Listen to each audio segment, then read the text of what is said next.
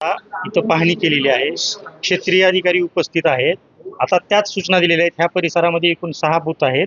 6ही बूथवर ते तपासणी करतील आणि तर आता आम्ही जे बूथवरचं बघितलंय तर तिथलं तर सील सगळे कायम आहेत. कुठलंही सील काढलेलं नाहीये मशीनचं.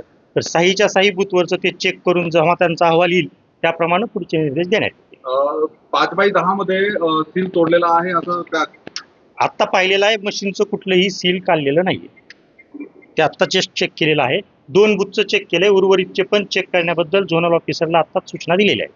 जर याच्यात अधिकारी कर्मचाऱ्यांची चूक असेल तर निश्चित दोषीवर कारवाई होईल. नाही, आमचं ऑब्जेक्शन इथूनच आहे ना. अधिकाऱ्यांना जोपर्यंत पोलिंग एजंट नसतो जोपर्यंत प्रतिनिधी होतो मशीन खोलल्या कसं साहेबांनी उत्तर द्यावं याचं. कारण प्रत्येक जेव्हा मशीन आम्ही याला स्ट्रॉंग रूमला चेक करतो त्याच्यानंतर या अधिकाऱ्यांनी मशीन कशा खोल्या साहेबांनी त्यांच्यावर कारवाई करा. साहेबांनी उत्तर द्यायला पाहिजे ना त्याचं. बरोबर आहे का नाही? तुम्ही ज्या मशीन खोलले तर आमचं पूर्णपणे याच्यावर ऑब्जेक्शन आहे. या अधिकाऱ्यांवर कारवाई झाली पाहिजे. नाहीतर आम्ही उपोषणाला बसणार. आम्ही इकडची निवडणूक होऊन देणार नाही आम्ही पण.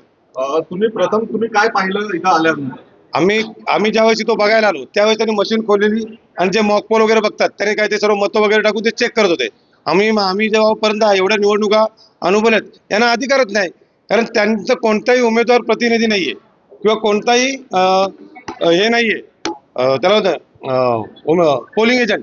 तर त्यांनी मशीन खोलले कसा त्याच्यावर आमचं ऑब्जेक्ट. त्यांनी जे आरो साहेब असतील जे निवडणूक आहेत त्यांनी ह्या सर्व अधिकाऱ्यांवर कारवाई केली पाहिजे आणि ह्या ज्या मशीन आहेत 6च्या 6 मशीन नवीन चेंज करून त्यांनी दुसऱ्या मशीन उपलब्ध करून ही आमची विनंती आहे त्यांना.